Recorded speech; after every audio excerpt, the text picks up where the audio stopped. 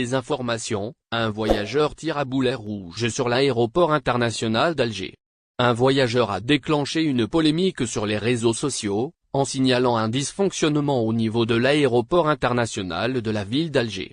Dans sa publication sur Facebook, le client d'Air Algérie a exprimé sa frustration quant à l'affichage erroné des guichets d'enregistrement à l'aéroport d'Alger.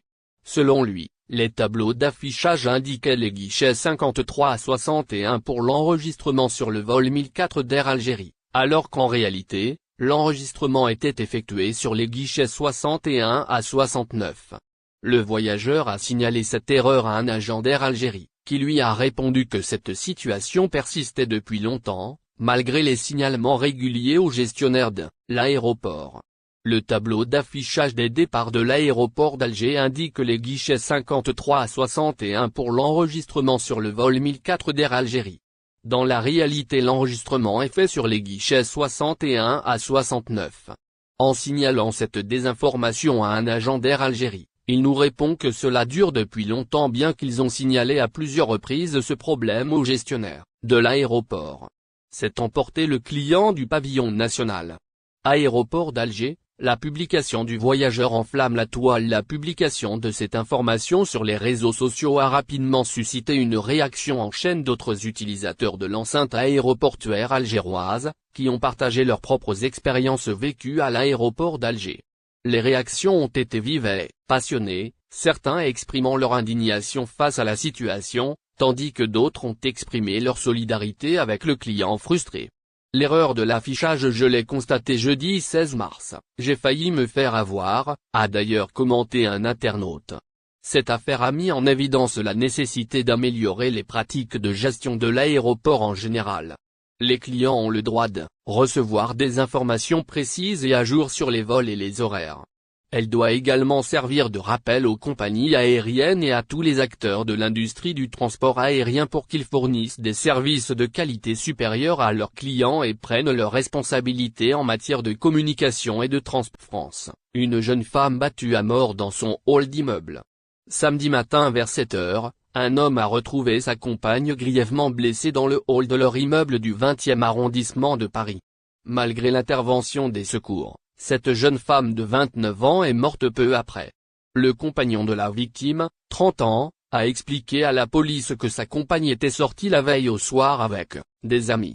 Elle devait rentrer vers 1 h du matin.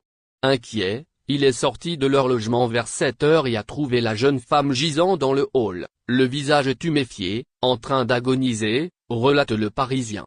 Les pompiers, le SAMU et la police ont été rapidement sur place mais ils n'ont rien pu faire. Le décès a été déclaré à 7h20.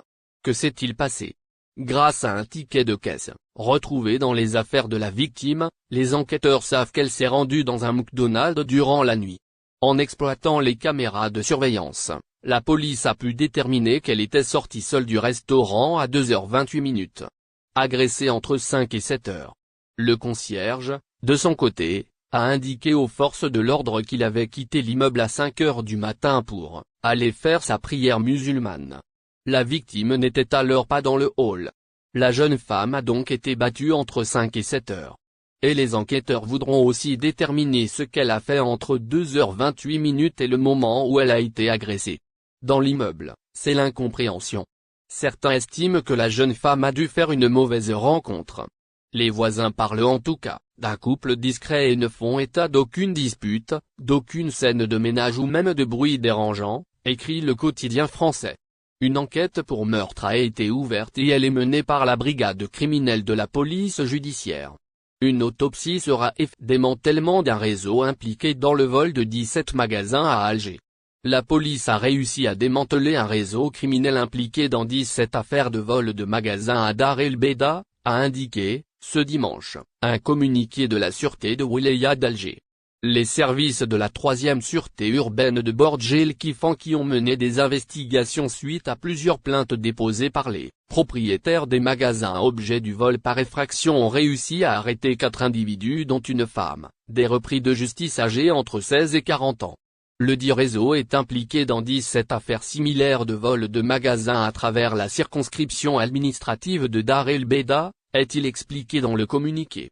L'opération a permis la saisie d'outils utilisés pour commettre le vol, à savoir un cric pour casser les portes extérieures des magasins, des gants, une cagoule et des armes blanches prohibées, ainsi que la récupération de certains objets volés.